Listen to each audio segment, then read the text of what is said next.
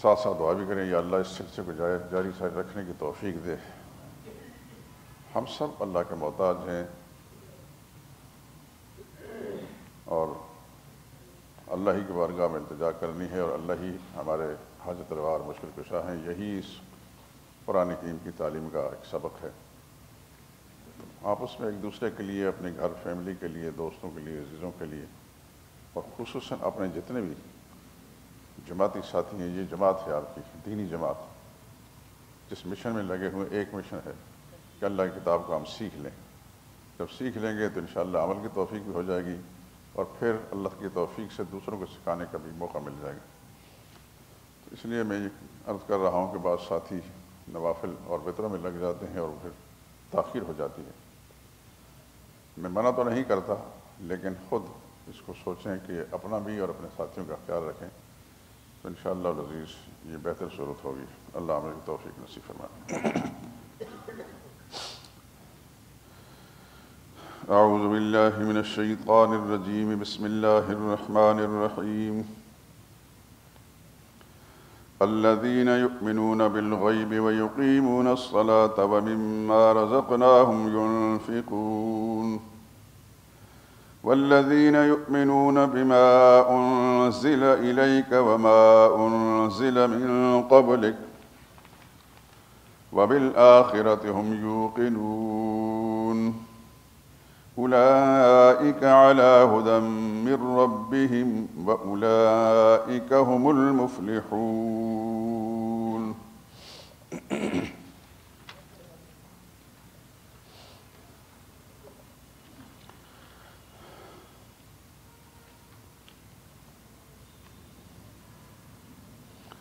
الذين يؤمنون بالغيب، جو لوگ یقین لاتے ہیں بے دیکھی چیزوں پر، وَيُقِيمُونَ الصَّلَاةَ، اور قائم رکھتے ہیں نماز کو، وَمِمَّا رَزَقْنَاهُمْ، اور جو کچھ ہم نے ان کو دیا ہے، يُنْفِقُونَ، اس میں سے خرچ کرتے ہیں، والذین یؤمنون بما انزل الیک، اور وہ لوگ جو ایمان لائے اس چیز پر جو آپ پر نازل ہوئی، وما انزل من قبلک، اور اس پر جو کچھ آپ سے پہلے نازل ہوا،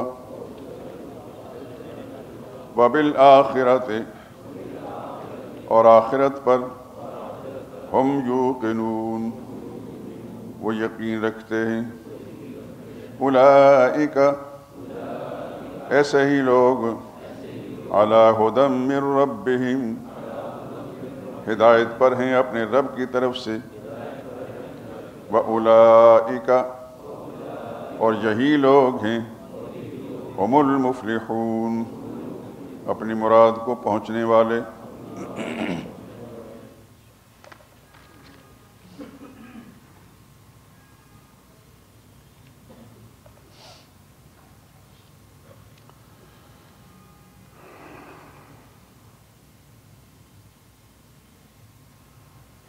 کل کے درس میں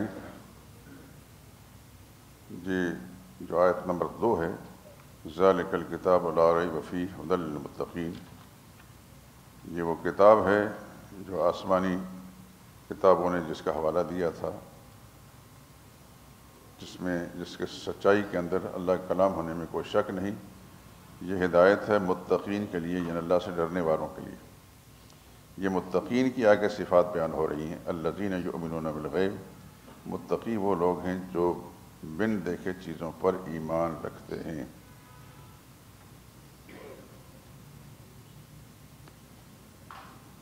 ایمان والا وہ ہے جو اللہ کے پاک پیغمبر صلی اللہ علیہ وسلم کی تعلیمات پر، آپ کے ارشادات پر یقین رکھتا ہے۔ ہم نے اللہ کو نہیں دیکھا، محمد مصطفیٰ صلی اللہ علیہ وسلم نے بتایا کہ اللہ ہے۔ ہم نے ملائکہ کو نہیں دیکھا، رسول اللہ کی تعلیم کے مطابق ہمارا ملائکہ پر ایمان ہے۔ ہم نے سابقہ کتابوں کو نہیں دیکھا، حضور کی تعلیم پر ہمارا ایمان ہے۔ پہلے انبیاء اکرام علیہم الصلاۃ والسلام کو ہم نے نہیں دیکھا، لیکن رسول اللہ صلی اللہ علیہ وسلم کے ارشاد پر ان پر ہم ایمان رکھتے ہیں۔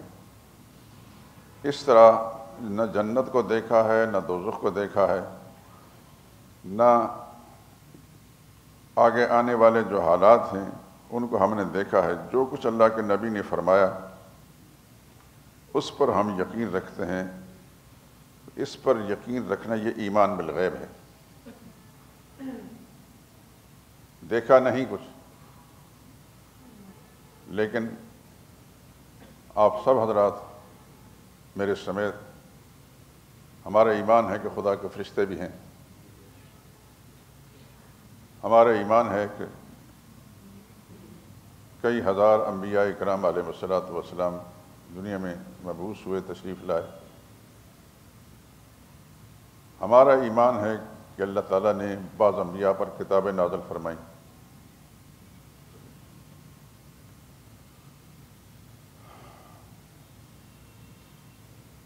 ہمارا ایمان ہے جنت پر بھی، کہ جنت بھی ہے۔ اہل ایمان کے لیے خدا نے راحت کا سامان رکھا ہے۔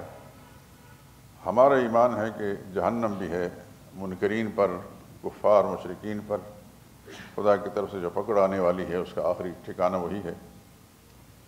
یعنی جنت یہ مہمان خانہ ہے اہل ایمان کے لیے، اور جہنم یہ قید خانہ ہے اہل کفر کے لیے، اہل باطل کے لیے۔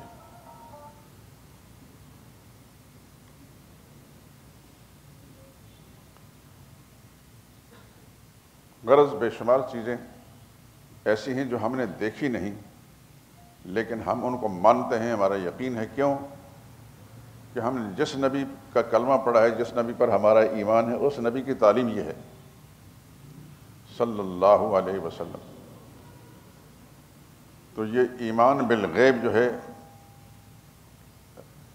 بن دیکھے چیزوں پر ایمان لانا، یقین رکھنا، یہ بھی متقین کی ایک نشانی ہے۔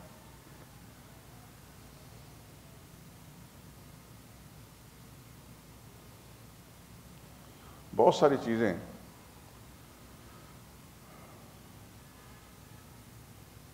انسان اپنے حواس سے معلوم نہیں کر سکتا۔ حواس کیا ہیں؟ آپ جانتے ہیں، ماشاءاللہ پڑھے لکھے ہیں۔ 5 خصلتیں ایسی ہیں ہر انسان کے اندر، اگر کسی مرض کا شکار نہیں۔ آنکھوں سے دیکھتا ہے، کانوں سے سنتا ہے، ناک سے سونگھتا ہے، زبان سے بولتا ہے، ہاتھ سے پکڑتا ہے۔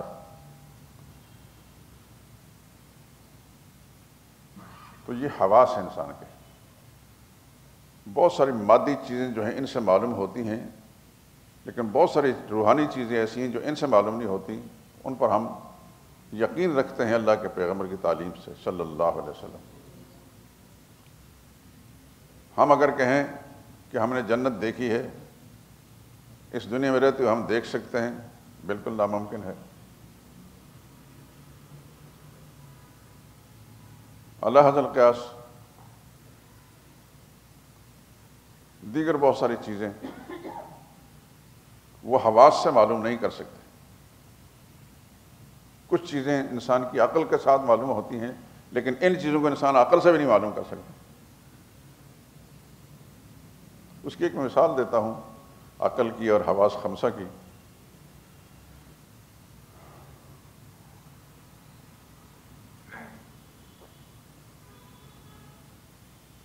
دور سے کوئی چیز انسان کو نظر آتی ہے، اس کو انسان نے دیکھ کر پہچان لیا کہ یہ انسان ہے یا حیوان ہے۔ یا کوئی آواز سنی، اس کو انسان اپنے کانوں کے ذریعے معلوم کرتا ہے۔ آنکھیں نہیں اس کا مشاہدہ کر سکتی۔ آنکھیں ان کا ایک الگ مخصوص دائرہ ہے، صرف اسی کو معلوم کر سکتی ہیں۔ کانوں کا الگ دائرہ ہے، وہ صرف سن سکتا ہے۔ کوئی خوشبو یا بدبو اس کو صرف ناک کے ذریعے سے معلوم کر سکتے ہیں، نہ کان کے ذریعے سے، نہ آنکھ کے ذریعے سے۔ ناک قوت شامہ جو ہے بتاتی ہے کہ یہ خوشبودار چیز ہے یا بدبودار.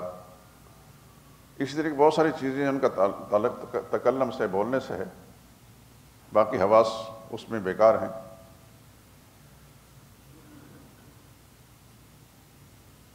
کہیں آپ نے دھواں دیکھا،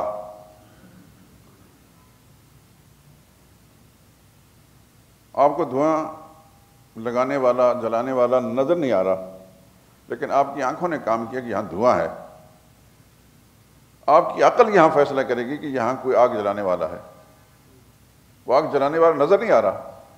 یہاں آپ کے حواس خمسہ سے اوپر ایک چیز ہے جس کو عقل کہتے ہیں، لیکن عقل سے اوپر پھر وحی ہے.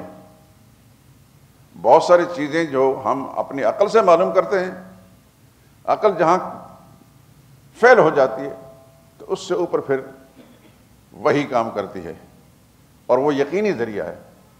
عقلیں معوف بھی ہو جاتی ہیں، خراب بھی ہو جاتی ہیں، حواس خمسہ جو ہے ناکارہ اور ناکام ہو جاتے ہیں، لیکن وحی کا جو فیصلہ ہے وہ قطعی اور یقینی ہوتا ہے. اس بات کو اچھی طرح ذہن نشین فرمائے. کچھ چیزیں ہمیں اپنے حواس کے ذریعے سے معلوم کرتے ہیں، آنکھوں سے، کانوں سے، سونگھ کر، بول کر، چھو کر، اور کچھ چیزیں ایسی ہیں کہ جو اس سے اوپر ہیں اور وہ عقل کام کرتی ہے. یہ خدا داد ایک صلاحیت اللہ پاک نے ہر انسان میں رکھی ہے. نظر نہیں آتی، آنکھ دکھائی دیتی ہے، ناک دکھائی دیتی ہے، منہ دکھائی دیتا ہے، کان بھی دکھائی دیتے ہیں، لیکن عقل ایک مخفی جوہر ہے انسان کے پاس جو اللہ تعالیٰ کے دیا ہوا ہے. اس کے ذریعے سے بہت ساری چیزیں معلوم کرتا ہے، لیکن عقل بھی ایک سٹیج پر جا کر فیل ہو جاتی ہے. اس سے اوپر پھر وہی کام کرتی ہے. انبیاء کرام علیہ السلام، محمد مصطفیٰ صلی اللہ علیہ وسلم کی بعثت کے ذریعے سے یہ سب سچائیاں معلوم ہوتی ہیں. تو یہ ایمان بالغیب جو ہے، یہ رسول اللہ صلی اللہ علیہ وسلم کی اس پاکیزہ تعلیم وحی کے ذریعے سے معلوم ہوتی ہیں. کہ ہم نے جنت نہیں دیکھی لیکن نبی نے فرمایا جنت ہے، دوزخ نہیں دیکھی نبی نے فرمایا جہنم ہے، فرشتے نہیں دیکھے نبی نے فرمایا فرشتے ہیں، وغیرہ ذالک جس کا میں نے ذکر کیا. تو اس کو کہتے ہیں ایمان بالغیب. دیکھا نہیں لیکن یقین ہے کہ خدا کے نبی جو بھیجے گئے ہیں وہ جو کچھ انہوں نے فرمایا سچ فرمایا. ایک صفت وَيُقِيمُونَ الصَّلَاةَ، متقین کی ایک دوسری صفت ہے وہ نماز قائم کرتے ہیں. یہ نماز قائم کرنا کیا مطلب؟ نماز قائم ہے، یوں نہیں فرمایا نماز پڑھتے ہیں، نماز قائم کرتے ہیں. مطلوب اللہ کے نزدیک نماز قائم کرنا ہے. اس کے ظاہری شرائط، انسان کا بدن پاک ہو، اس کے کپڑے پاک ہوں، وہ قبلہ رو ہو، اس کو اس کے فرائض وغیرہ واجبات سب معلوم ہوں، اوقات کا تعین ہو. یہ ظاہری چیزیں ہیں. لیکن اس سے آگے اس کے دل کے اندر اللہ کی عظمت کا خیال ہو کہ میں اللہ کا حکم پورا کر رہا ہوں، اور پھر اس کے لیے نماز ادا کرتے وقت پورا استحضار، پورا دھیان اور پوری توجہ اللہ کی ذات کی طرف کہ میں اللہ کے دربار میں کھڑا ہوں، اس کا حکم پورا کر رہا ہوں، اور جو کچھ زبان سے ادا کرے اس کو پورے دھیان کے ساتھ ادا کرے کہ میں اللہ کے ساتھ باتیں کر رہا ہوں. وہ شاید اس دن بھی میں نے ایک شعر پڑھا تھا. ہمارے اس بر صغیر پاک و ہند میں ایک بہت بڑے بزرگ گزرے ہیں، آپ حضرات سب جانتے ہیں، مولانا اشرف علی تھانوی رحمۃ اللہ تعالیٰ علیہ. بڑی شخصیت گزری ہے، بے شمار لوگ ان کے ساتھ عقیدت سے وابستہ تھے، ان کے مرید تھے، خلفاء تھے. ایک شخص جو کلیکٹر تھے علی گڑھ میں اور شاعر بھی تھے، حضرت تھانوی رحمۃ اللہ تعالیٰ کے سلسلے سے وابستہ تھے. اس قدر کامل ولی اللہ تھے کہ آپ کے جامع اشرفیہ ایک بڑا ادارہ ہے دنیا میں، اس کا نام ہے.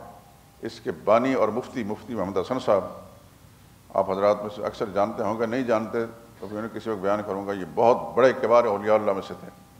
مفتی حسن صاحب جامع اشرفیہ کے بانی، یہ بہت بڑے اولیاء اللہ میں سے تھے. یہ اس انگریزی خوان کے قدموں بیٹھے تھے. خواجہ عزیز الحسن مجذوب ان تخلص تھا. ان کی شاعری تو بہت ہے، کسی موقع پر انشاءاللہ کچھ سنائیں گے. تو ان کا ایک شعر مجھے یاد آیا کہ تصور عرش پر ہے، تصور عرش پر ہے، محو سجدہ ہے جبیں میری. نماز قائم کس طرح کی جاتی ہے؟ تصور عرش پر ہے، محو سجدہ ہے جبیں میری. میری پیشانی زمین پر لگی ہوئی ہے، میرا پھر پوچھنا کیا آسماں میرا زمین میری. جب اللہ کے ساتھ رشتہ اور تعلق صحیح سے جڑ جاتا ہے نا، پھر اس کی کیفیت ایسی ہو جاتی ہے. اللہ کریم سے دعا کریں اللہ مجھے اور آپ سب کو اپنی رحمت کے ساتھ، ہم مستحق تو نہیں ہیں اپنے اعمال اخلاق کی وجہ سے، لیکن اللہ اپنی رحمت کا معاملہ ہمارے ساتھ کریں تو شاید ہمارے اندر بھی یہ چیزیں پیدا ہو جائیں. دعا کیا کریں یا اللہ ہمیں بھی ایسا بنا دیں، تیرے مقبول بندے جن سے تو راضی ہے، جن کی عبادات قبول ہوتی ہیں، یا اللہ ہمیں بھی ایسا بنا دے. ہم اپنے کردار اور اپنے اعمال کے ذریعے سے اس کے مستحق نہیں، لیکن تیری رحمت سے کوئی بعید نہیں. تو چاہے تو ذرے کو آفتاب بنا سکتا ہے. اللہ اکبر. موضوع سے نکل جاتا ہے انسان. جب قرآن تو ایک ایسا سمندر ہے کہ جس طرف چل پڑا تو چل پڑا. صحابہ کرام میں سے بہت ساری شخصیتیں ایسی ہیں، تفصیلات نہیں بیان کرتا میں، کہ جب ان کا ایک ماضی کی زندگی دیکھیں تو بالکل یہ کہنا مشکل ہے کہ یہ انسان بھی ہے کہ نہیں. لیکن جس وقت پیغمبر کے دامن سے وابستہ ہوئے، اللہ اکبر اللہ اکبر، پھر ایسے ایسے لوگ بنے کہ وہ ضرب المثل بن گئے ان کی زندگیاں. یہ میرے رب کی مہربانی ہے کہ اللہ اپنی رحمت کا دامن میں کسی کو کھینچ لیتا ہے تو پھر اس کی کیفیت ایسی بن جاتی ہے. تو اقامت الصلاۃ، یہ دوسری صفت متقین کی بیان کی کہ نماز کو قائم کرتے ہیں. ایک اس کا ظاہری ڈھانچہ ہے، اس کے آداب اور شرائط. ایک اس کی باطنی کیفیت ہے، اس کا تعلق نماز پڑھنے والے کا اللہ کی ذات کے ساتھ ایسا جڑ جائے کہ اس کو ہوش بھی نہ رہے. بعض صحابہ کرام کا تذکرہ آپ پڑھتے ہیں، ان کو تیر لگ گیا دشمن کا، تو تیر کی کیفیت ایسی ہے تو اس کو کھینچیں تو زیادہ تکلیف دیتا ہے، لگتے وقت اتنی تکلیف نہیں دیتی، کھینچنے میں زیادہ تکلیف دیتی ہے. تو بعض صحابہ کرام نے پھر ایسا کیا کہ میں نماز میں مشغول ہوتا ہوں تو آپ کھینچ لینا. کیا مطلب؟ گویا سیدھا بارگاہ خداوندی میں پہنچ گیا، اس کا دھیان ذات باری کی طرف ہے اور تیر نکالا گیا تو اس کو ذرا اف بھی نہیں کی. یہ میرے اللہ کی مہربانی ہے جس سے پن بھی ہوتا. بات عرض کر رہا تھا ہمارے جامعہ اشرفیہ کے مفتی محمد حسن صاحب رحمۃ اللہ تعالیٰ علیہ. میں نے نہیں دیکھا ان کو، لیکن سنا ہے. ان کو شوگر کی تکلیف تھی، وہ بڑھتے بڑھتے اس قدر بڑھ گئی کہ ان کے پاؤں یا انگوٹھا کاٹنا پڑا، پھر اور بڑا ان کے پاؤں کاٹنا پڑا، اور بڑا ان کی ٹانگ کاٹنی پڑی. تو مفتی صاحب رحمۃ اللہ تعالیٰ علیہ کو جب بتایا گیا کہ آپ کی ٹانگ کاٹنی پڑے گی تو اس کے لیے بے ہوش کرنا پڑے گا. اللہ اللہ، یا اللہ تو اپنے دامن رحمت میں ہم سب کو کھینچ لیتے رہے، لیکن مشکل بھی نہیں.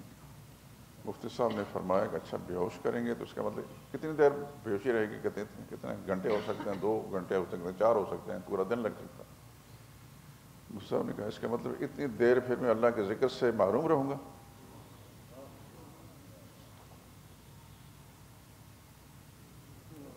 اللہ اکبر. تو تھوڑی دیر سوچ کر فرمانے لگے اچھا جس کو آپریشن کرنا کاٹنا ہے نا تو میں اشارہ کر دوں گا کہ اب کاٹ لو. وہ اللہ کے ذکر میں اس قدر مشغول ہوئے کہ ان کی ٹانگ کاٹ دی گئی تو اف بھی نہیں کیا. یہ ہیں اللہ والے. دعا کیا کریں خدایا اپنی رحمت کے ساتھ ہمیں بھی ان لوگوں کے ساتھ جو تیرا رحمت کا معاملہ ہے تو نے اپنے دامن رحمت ان کو کھینچا ہے. تھے یہ انسان آدمی کو اولاد، یا اللہ ہم بھی تیری مخلوق ہیں، ادنا مخلوق ہیں، لیکن تو جو چاہے کر سکتا ہے. ہائے ہائے کیا لوگ تھے. میری معلومات کے مطابق ماضی قریب کے اندر لاہور میں 2 اللہ کے ولی گزرے ہیں. ایک شیراں والا مولانا احمد اللاہوری رحمۃ اللہ تعالیٰ علیہ، اور دوسرا جامعہ اشرفیہ کے مفتی حسن صاحب. خدا کی ارب ہار رحمتیں نازل ہیں ان سب پر. اللہ ہم تذکرہ کرتے ہیں میرے اللہ اپنی رحمت کے ساتھ ہمیں بھی ان کے ساتھ وابستہ کر دے، ان جیسا بنا دے. تو اقامت الصلاۃ ظاہری طور پر بھی اس کے تمام آداب و شرائط اور باطنی طور پر بھی وہ کیفیات جو میں ذکر کر چکا ہوں، یہ اقامت الصلاۃ ہے۔ وَمِمَّا رَزَقْنَاهُمْ، اور جو کچھ ہم نے ان کو دیا ہے يُنْفِقُونَ، اس سے خرچ کرتے ہیں۔ یہ اہل ایمان کے متقین کی صفت ہے۔ جو کچھ ہم نے ان کو دیا ہے، اس سے میرا صرف مال ہی نہیں بلکہ جو کچھ صلاحیتیں ہم نے ان کو دی ہیں، صرف مال ہی نہیں، مال تو خرچ کرتے ہی ہیں، لیکن جو ہم نے اور صلاحیتیں ان کو دی ہیں، ان صلاحیتوں کو بھی خلق خدا کے فائدے پر خرچ کرتے ہیں، تو یہ بھی متقین کی ایک صفت ہے۔ دیکھیے، مالدار تو ضرورت مند تو خرچ کرتا ہی ہے، لیکن اس کے ساتھ ساتھ اگر کوئی شخص اپنی اولاد، اپنے بیٹوں کو، معاشرے کے پسے ہوئے جو لوگ ہیں، ان کو برتر کرنے کے لیے، اٹھانے کے لیے، ان کی مشکلات کو آسان کرنے کے لیے اگر اپنی توانائیاں صرف کرتا ہے، خود بھی اور اپنی اولاد کو بھی، مما رزقناہم ینفقون میں شامل۔ ہم نے ان کو صلاحیتیں دیں، صرف مال ہی نہیں دیا، ان کو جسمانی صلاحیتیں دیں، ان کو عقلی اور فہم کی صلاحیتیں دیں، اور اپنی اولاد کو بھی اس پر لگا دیا کل کے خدا کو فائدہ پہنچانے۔ اور آپ حضرات اسی طرح جانتے ہیں ہمارے اس معاشرے کے اندر بے شمار لوگ ایسے رہے ہیں اور آج بھی ایسے موجود ہیں، گو کہ نظر نہیں آتے، تعداد تھوڑی ہے لیکن آج بھی ہیں، جو جیتے ہیں اس تصور کے ساتھ، یا کسی طریقے سے میں یا اللہ میں کسی کام آ جاؤں۔ آج بھی ایسے لوگ موجود ہیں جو ہر وقت اس سوچ میں ہوتے ہیں کہ کسی کے کام آ جائیں۔ مما رزقناہم ینفقون میں ایسے لوگ شامل ہیں۔ والذین یؤمنون بما انزل الیک، اور وہ لوگ جو ایمان لائے اس وحی پر، اس فیصلے پر جو آپ پر اتارا گیا۔ مراد قرآن کریم بھی ہے، لیکن قرآن کریم کے علاوہ جو کچھ رسول اللہ صلی اللہ علیہ وسلم کی تعلیمات ہیں، یہ آپ حضرات کے علم میں ہے یا نہیں ہے، لیکن میں بتا دیتا ہوں کہ قرآن کریم وحی جلی کے طور پر نبی کریم صلی اللہ علیہ وسلم نازل ہوا۔ کچھ چیزیں ایسی ہیں جو وحی جلی یعنی قرآن میں موجود نہیں، لیکن رسول اللہ صلی اللہ علیہ وسلم کے قلب اطہر پر اللہ اتارتے تھے، اس کو ہم حدیث کے نام سے تعبیر کرتے ہیں۔ لیکن ساری حضور صلی اللہ علیہ وسلم کی تعلیمات قرآن کریم کے اندر موجود نہیں ہیں۔ مثال کے طور پر آپ نماز پڑھتے ہیں، ابھی آپ نے پڑھی یقیمون الصلاۃ، لیکن نماز کے اندر کتنے فرائض ہیں؟ قرآن میں کہیں بھی نہیں۔ کتنے واجبات ہیں، کتنی سنتیں ہیں، کتنے مستحبات ہیں، کتنے مفسدات ہیں، کتنی مکروہات ہیں، یہ قرآن کریم میں کہیں موجود نہیں۔ یہ رسول اللہ صلی اللہ علیہ وسلم کی پاکیزہ تعلیمات کے ذریعے سے ہم معلوم بولیں گے۔ ہمارا ایمان ہے اس بات پر کہ حضور صلی اللہ علیہ وسلم جو کچھ فرمایا، حق فرمایا، سچ فرمایا، اور امت مسلمہ پہلے دن سے نبی کریم صلی اللہ علیہ وسلم کے دامن سے وابستہ ہونے کے لیے آج تک اور انشاءاللہ قیامت تک جو شخص بھی دیانت کے ساتھ نبی کے دامن سے وابستہ ہوا، یعنی حضور صلی اللہ علیہ وسلم کا متبع بنا، تو پھر وہ قرآن پر تو اس کا ایمان ہے ہی، رسول اللہ صلی اللہ علیہ وسلم کے فرمان پر بھی ایمان۔ اور آج حدیث کے نام سے جو ذخیرہ ہمارے پاس امت مسلمہ کے پاس موجود ہے، تو شاید ہی کوئی مسلمان ایسا ہو۔ مسلمان تو میں نہیں کہہ سکتا کہ غیر مسلم کوئی شخص مسلمان کہلا کر حدیث کا انکار کرے۔ ہاں، یہ بات ضرور کہوں گا میں کہ حدیث کے نام سے بہت سارے جعل سازوں نے روایتیں گھڑی ہیں، لیکن محدثین کو اللہ پاک جزائے خیر عطا فرمائے، انہوں نے ایک اصول روایت کو پرکھنے کا وضع کیا کہ صحیح روایت کی کیا کیا شرائط ہیں، اور جو روایت جعلی ہو، گھڑی ہوئی، اس کے کیا کیا اس کی علامات ہیں۔ تو محدثین نے ایسے اصول وضع کر دیے جس کی وجہ سے پھر پرکھنا آسان ہو گیا، اس کے لیے پرکھنا آسان ہو گیا۔ ہمارا جو سیاہ ستہ ہے، بخاری ہے، مسلم ہے، نسائی ہے، ابو داؤد ہے، ترمذی ہے، ابن ماجہ، یہ 6 کتابیں ہیں۔ اس کے علاوہ موطا امام مالک وغیرہ بھی۔ بخاری اور مسلم کے بارے میں معروف بات ہے کہ یہ ساری کی ساری روایتیں صحیح ہیں، لیکن ایسی بات نہیں۔ مسلم کے اندر بھی بہت ساری کمزور روایتیں موجود ہیں اور بخاری کے اندر بھی ہیں۔ میں تو ایک طالب علم ہوں نا، اس کے باوجود ان کی عظمت کا نقشہ ہمارے دل دماغ میں موجود ہے۔ بخاری اور مسلم کے علاوہ تیسرے درجے کی جو کتاب ہے روایات، جس کی زیادہ تر بہتر ہیں، وہ نسائی شریف ہے۔ پھر چوتھے درجے کے اندر ابو داؤد ہے، 5ویں درجے کے اندر پھر ترمذی شریف ہے، اور 6 میں ابن ماجہ ہے۔ ابن ماجہ سب سے آخر میں ہے کہ اس کی روایات بہت ساری ضعیف ہیں، اور ترمذی کے اندر روایات ضعیف ہیں۔ ان سب سے بہتر کتاب موطا امام مالک ہے، بلکہ بخاری وغیرہ ان سب سے پہلے لکھی گئی ہے۔ امام مالک رحمۃ اللہ تعالیٰ مدینہ طیبہ میں تھے امام، یہ اس دور میں گزرے جس دور میں امام ابو حنیفہ گزرے ہیں۔ ان دونوں بزرگوں کے اندر عمر کا تقریباً 15 سال کا فرق تھا۔ ابو حنیفہ 15 سال بڑے تھے، امام مالک 15 سال چھوٹے تھے، لیکن یہ دونوں بہت اونچے درجے کے لوگ تھے، دونوں ہی۔ تو مدینہ طیبہ کے اندر رہتے ہوئے امام مالک رحمۃ اللہ تعالیٰ علیہ نے نبی کریم صلی اللہ علیہ وسلم کے تعلیمات و ارشادات کو جو جمع کیا کتاب کی شکل میں، اس کو کہتے ہیں موطا امام مالک۔ اور یہ کتاب بہت سارے لوگوں نے امام مالک رحمۃ اللہ تعالیٰ سے پڑھی۔ ابو حنیفہ رحمۃ اللہ تعالیٰ کے ایک شاگرد ہیں امام محمد بن حسن شیبانی، چھوٹے شاگرد ہیں، انہوں نے بھی امام مالک رحمۃ اللہ تعالیٰ سے موطا امام مالک پڑھی۔ پھر امام محمد بن حسن شیبانی نے خود کتاب لکھی، وہ ہمارے اداروں میں موجود ہے، میرے پاس موجود ہے، ہر جگہ موجود ہے، اس کا نام ہے موطا امام محمد۔ وہ موطا امام مالک ہے، ان کے استاد کی کتاب۔ انہوں نے جو کتاب حدیث جمع کی موطا امام محمد، تو ان روایتوں کو اکٹھے کرنے کے بعد آخر میں یہ فیصلہ سناتے ہیں امام مالک بھی استاد ہیں، امام ابو حنیفہ بھی استاد ہیں، لیکن جا بجا امام محمد بن حسن شیبانی اس روایت کے بارے میں کہتے ہیں کہ ہمارے استاد امام مالک نے اس روایت کے بارے میں یہ فرمایا، اور ہمارے استاد ابو حنیفہ نے یہ فرمایا، وَبِهِ نَأْخُذُ، ہم ابو حنیفہ کے موقف کو ترجیح دیتے ہیں۔ دونوں ہی بڑے ادب والے لوگ ہیں، بہت ہی ادب والے لوگ ہیں۔ امام محمد بن حسن اتنا بڑا انسان تھا علمی طور پر کہ امام شافعی ان کے شاگرد ہیں۔ میں آپ کو ترتیب بتا دیتا ہوں، امام بخاری جن کا بڑا نام ہے، یہ شاگرد ہیں امام احمد بن حنبل کے، اور احمد بن حنبل شاگرد ہیں امام شافعی کے، اور امام شافعی شاگرد ہیں ایک طرف امام مالک کے شاگرد، دوسرے امام محمد بن حسن شیبانی کے شاگرد ہیں، اور محمد بن حسن شیبانی ابو حنیفہ کے شاگرد ہیں۔ اتنا بڑا فرق ہے درمیان۔ ابو حنیفہ پہلی صدی میں گزرے ہیں، 80 ہجری میں، جس 11 ہجری میں رسول اللہ صلی اللہ علیہ وسلم کا وصال ہوا ہے، اور اسی صدی کی 80 ہجری کے اندر ابو حنیفہ پیدا ہوتے ہیں۔ مصر کے ایک عالم گزرے ہیں، بہت بڑے گزرے ہیں، ان کی تحقیق یہ ہے کہ امام ابو حنیفہ رحمہ اللہ 80 ہجری میں نہیں، وہ 70 ہجری کے اندر پیدا ہوئے۔ 70 ہوا ہجری، ہمیں اس سے کوئی بات نہیں، پر پہلی صدی کے اندر ابو حنیفہ گزرے ہیں، اور 120 سال تک صحابہ گزرے ہیں۔ پہلی صدی کے بھی 20 سال تک صحابہ گزرے ہیں۔ تو ابو حنیفہ وہ خوش قسمت انسان ہے کہ جس نے نبی کے دیکھنے والوں کو دیکھا ہے، ان سے شاگردی حاصل کی۔ امام ابو حنیفہ صحابہ کے شاگرد ہیں۔ ان باقی ائمہ میں سے نہ امام مالک، نہ امام شافعی، نہ احمد بن حنبل، نہ کوئی اور، کوئی صحابہ کا شاگرد نہیں۔ ابو حنیفہ صحابہ کا شاگرد ہیں۔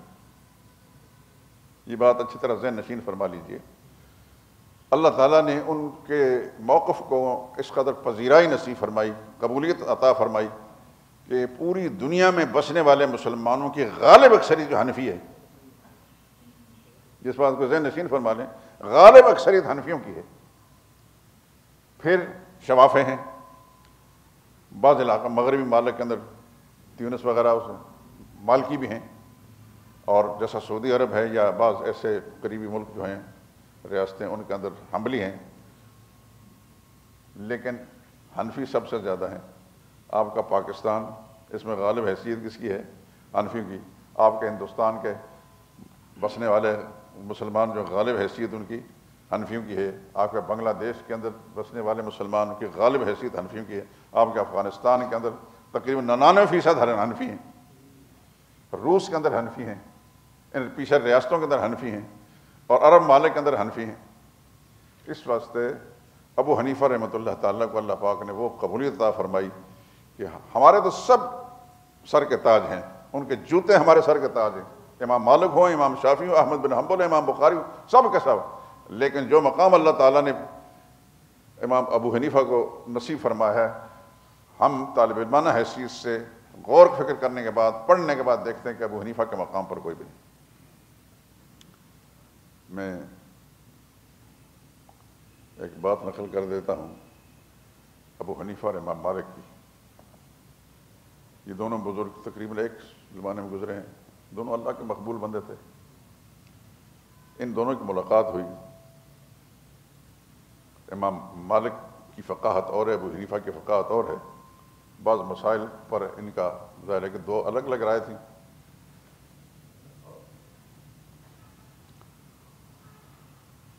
اللہ اکبر. آپس میں تنہائی میں بیٹھ کر، جس کو مناظرہ نہیں کہتے ہیں، مناظرہ آج کل تو مناظرہ مجادلہ ہوتا ہے، فتنہ فساد ہوتا ہے. اس معنی مناظرہ جو ہے طلب حق کے لیے دو بزرگ بیٹھ کر فیصلہ کرتے ہیں کہ اس کے اندر زیادہ راجہ رائے کون سی ہو سکتی ہے اللہ کے نبی کی تعلیم مطابق. تو جب باہر نکلے دونوں بزرگ ایک بند کمرے سے، تو ابو حنیفہ سے پوچھا گیا کہ آپ نے امام مالک کو کیسا پایا؟ فرمانے لگے میں نے اپنی زندگی میں اتنا بڑا عالم حدیث کا کسی کو نہیں دیکھا. یہ اعتراف ہے ابو حنیفہ کا. لیکن امام مالک سے پوچھا ابو حنیفہ کو کیسا پایا؟ تو کہنے لگے ابو حنیفہ کو کیا کہتے ہو بھائی، اس کی حجت دلیل اتنی مضبوط ہوتی ہے کہ ایک پتھر کی دیوار کو یہ کہہ دے کہ سونے کی ہے تو دوسرا انکار نہیں کر سکتا، ماننا پڑے گا کہ ابو حنیفہ کی دلیل یہ اس قدر مضبوط دلائل رکھنے والا انسان. ابو حنیفہ بڑے انسان تھے جی. امام ابو حنیفہ رحمۃ اللہ تعالیٰ علیہ کو اللہ نے ایک خاص صفت عطا فرمائی تھی کہ اس کو وضو غسل کے پانی میں انسان کے گناہ دھلنے کے بعد بہتر نظر آتے تھے. ایک دفعہ مسجد میں تشریف لے گئے. کون سی مسجد تھی مجھے نہیں معلوم. اندر داخل ہوئے تو نالی کے اندر پانی بہہ رہا تھا. پتہ چلا کہ اندر کوئی نوجوان غسل کر رہا. تو پانی کو دیکھ کر وہاں سے دل برداشت سے ہو کر باہر نکل گئے. زبان سے ایک جملہ نکلا، کیا حال ہوگا ان لوگوں کو جن کا زنا جو ان کے پانی کے اندر غسل کے پانی میں بہتا نظر آتا ہے. ابو حنیفہ بہت بڑا انسان تھا.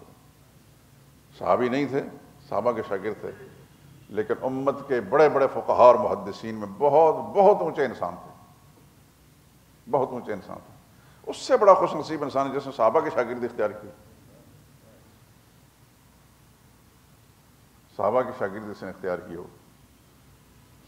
ہم تو ان کی جوتوں کے نیچے جو ذرہ لگا ہوا نا اس کے برابر بھی نہیں تو نہ اس کو سمجھ سکتے ہیں.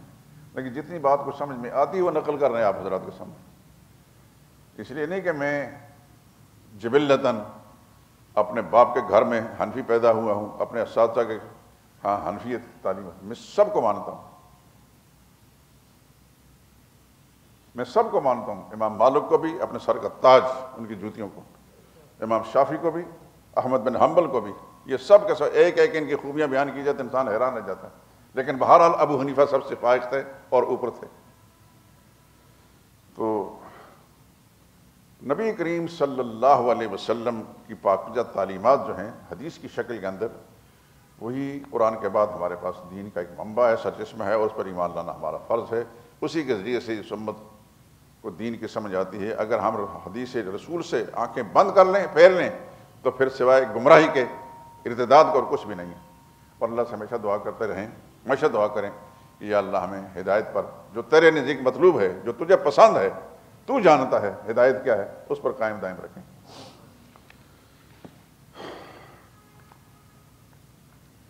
والذین یؤمنون بما انزل الیک، اور وہ لوگ جو ایمان لائے اس وحی پر جو آپ پر نازل ہوئی، چاہے قرآن کی شکل میں ہے یا حدیث کی شکل میں.